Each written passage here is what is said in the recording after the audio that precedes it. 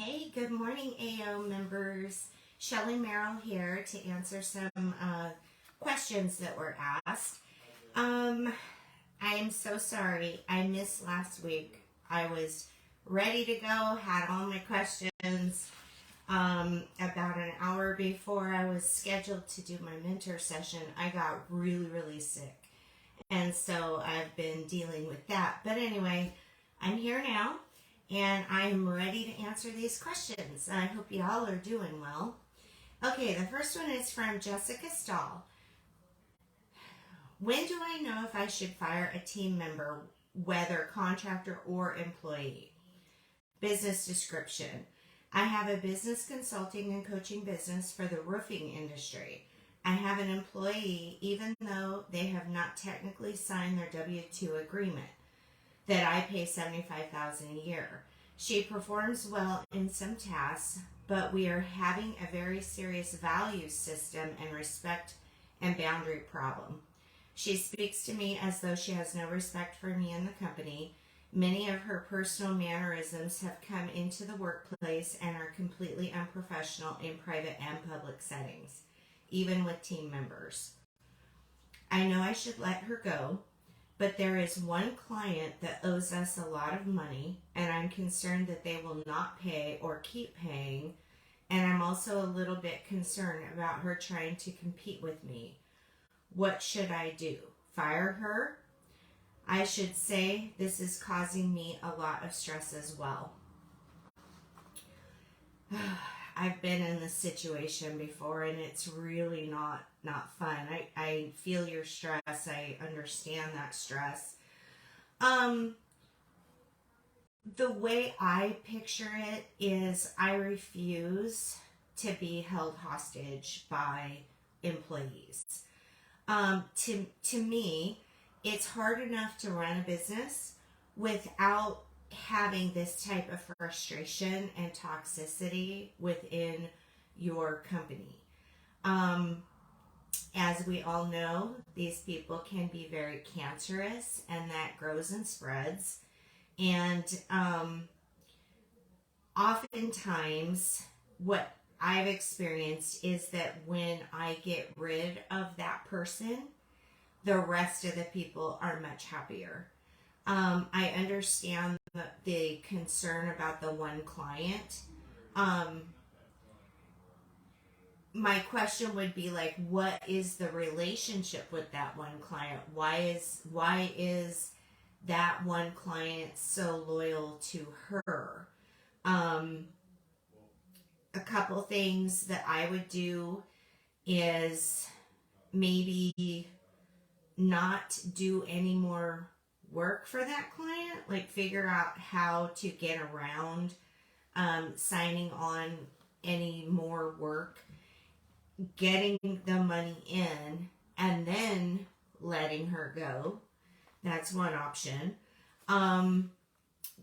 We as business owners always have that risk of an employee leaving and then competing against us, even though we have that in our employee handbooks and they sign non-competes and whatever.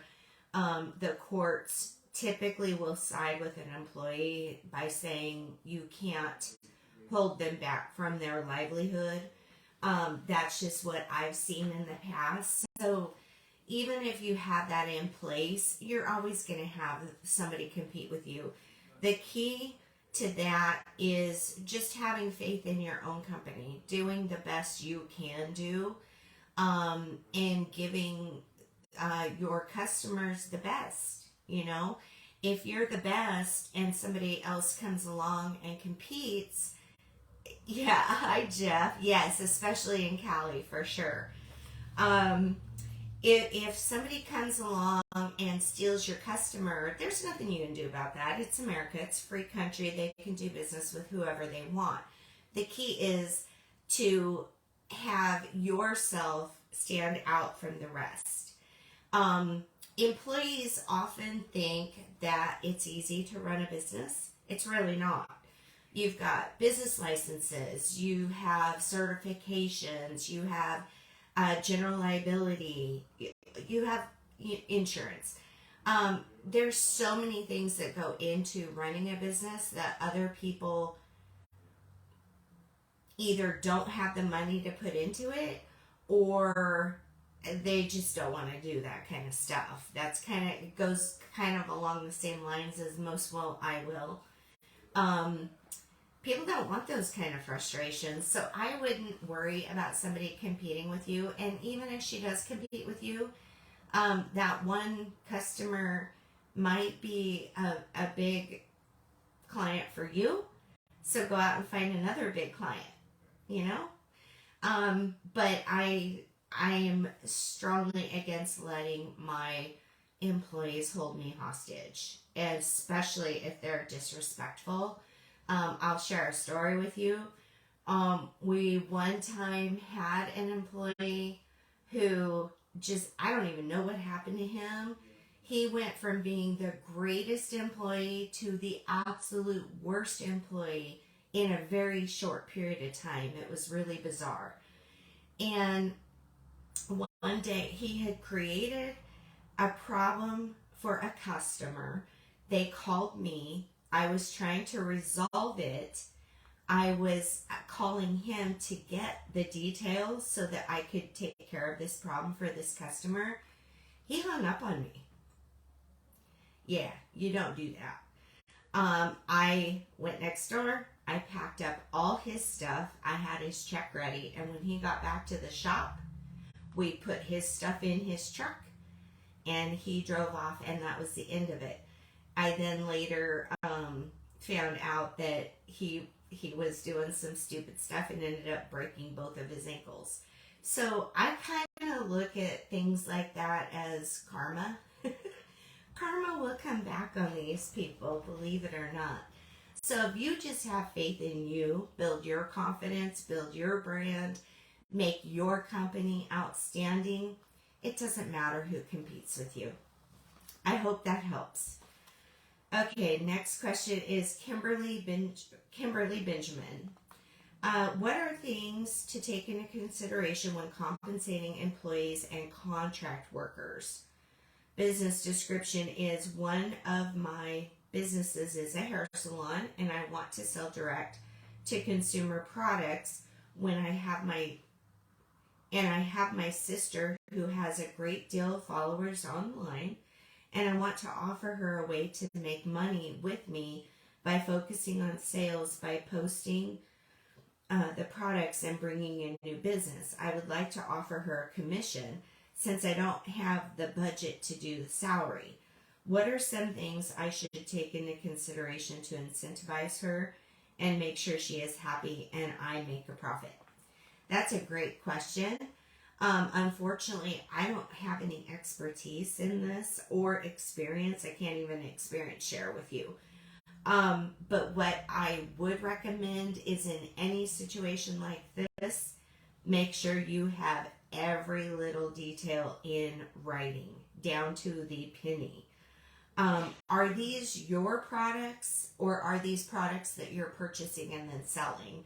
I was just curious what the name is on the product, if it's your own or somebody else's.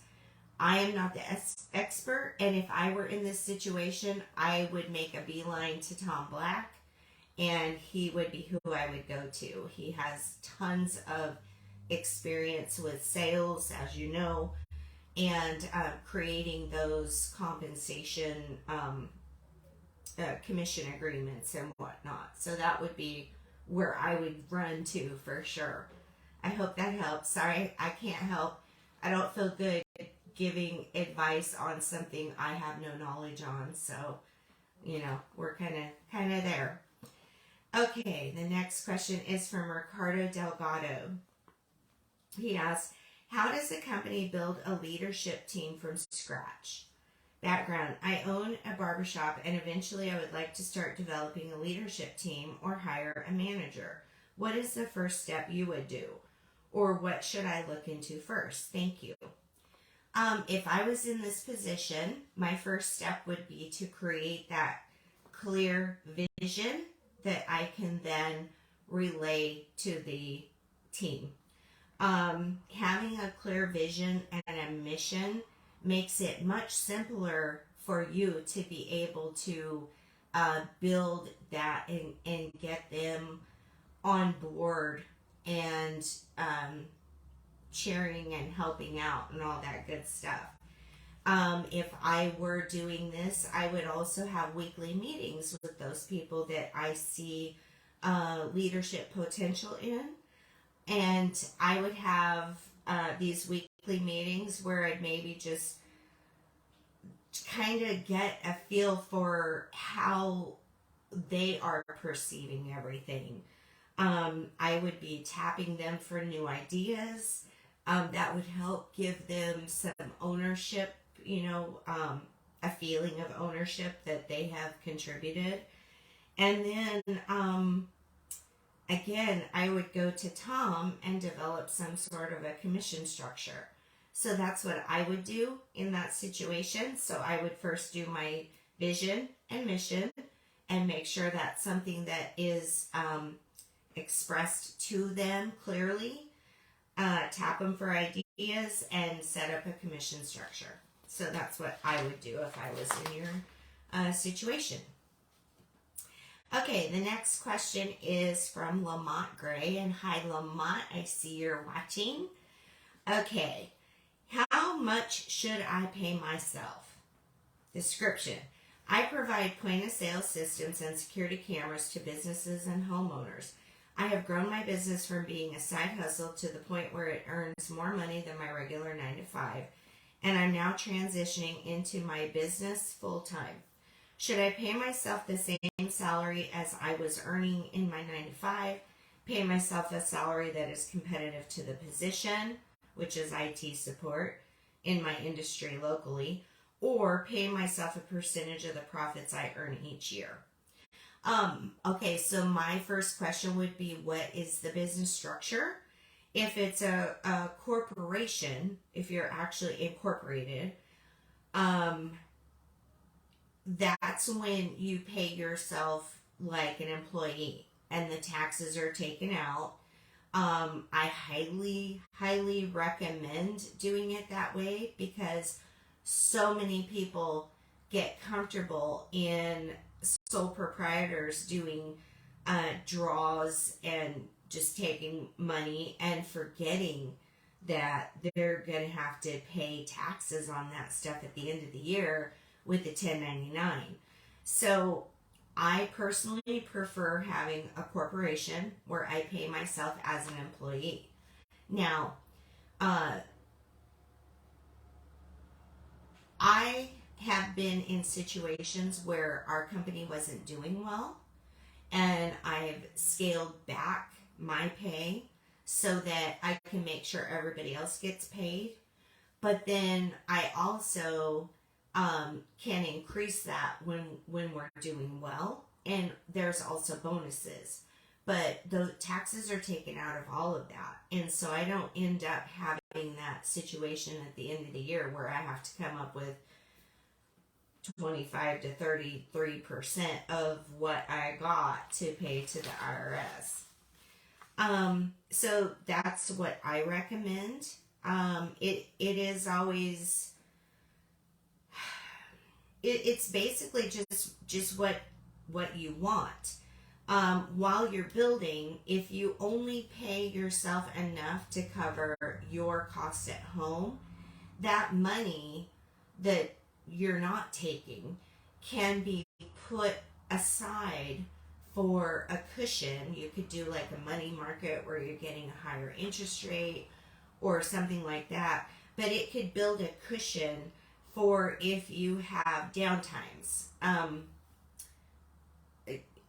I doubt if you have seasonal issues, but some companies have seasonal challenges, and so they need that cushion during those downtimes until business picks back up. It's always good to have that cushion. So it's always, as long as you can pay your bills, you can either put it into savings, the rest of it, build that cushion. You can give yourself a bonus here and there. And it can, building this cushion can also set you up for hiring future employees. So, I'm sorry. I feel like I'm rambling. I apologize. I hope that helps. So here I have another question from Lamont Gray. What different bank accounts should I have for my business, and what is the purpose of each? Again, I provide point of sale systems, security cameras, IPTV service, and IT support to business and homeowners. I have 2 standard business accounts at 2 banks and a few personal bank accounts. In the early stage of my business, I used my personal account to cover business expenses and also receive payments from clients. I have since transitioned to making all business purchases on my business account, but still allow clients to send me payments to my personal account for their convenience. It is becoming very difficult to manage and see revenue from my business, as both my business and personal accounts seem to be mixed. Do I need to clearly establish accounts like operation account for business bills and expenses, business savings account for profit, personal operations, personal bills and expenses, personal savings? Okay. Every accountant is going to tell you, do not mix business with personal. It gets really messy. And as you are seeing, it does get really messy. In my business, I had a situation just last month I was venting to you guys about, where I mailed a vendor check to a vendor in North Carolina, and somewhere between California and North Carolina, that check got stolen. And even though I have fraud protection checks that can't be washed and written on, this person was able to go cash a business check. Obviously, the bank was responsible for that, or whoever cashed it was responsible for that money. And there was a whole investigation and everything. But I ended up having to close that checking account and open up 2 checking accounts. One is now for operating, which has checks that I can pay out of. The other one is for any of my incoming payments and stuff, the payments from the clients, people who pay ACH. Anything coming in is going into that account, and then I can easily transfer money to pay my operating. That way, because it was such a nightmare change in the account numbers with everything, including payroll, I don't want to go through that again. So I now have my business operating checking, I have my incoming checking, and I have our business savings. It is very, very important to start separating out that personal from business, especially with the threat of the IRS getting more involved in looking at individuals and small businesses. I would start eliminating that right away. And if you're paying yourself as an employee, back to the first question, you just make sure you're paying yourself enough that you can cover all of your bills, keep it completely separate. As a matter of fact, I would have it in separate banks. I would have my personal in this bank, and I would have my business at this bank. And that way, there's no intermingling. Even if I make a personal purchase on our company credit card, I have a personal loan account set up in my QuickBooks chart of accounts, and I highly recommend QuickBooks, by the way. I don't know what accounting system you're using, but QuickBooks is awesome. Sorry, I lost my train of thought when I started thinking of QuickBooks. I've been using QuickBooks since 1994 when that first started, and so I've watched them grow, and yeah, it's been a long road with them.